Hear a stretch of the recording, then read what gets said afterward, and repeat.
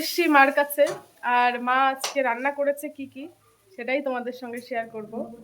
রান্না করেছে গরম গরম ঝুরঝুরে ভাত, তার সঙ্গে করেছে বরবটি ভাজা, তার সঙ্গে করেছে তেল কই, মানে এটা কই মাছ, বেশ বড় বড় সাইজের কই মাছ।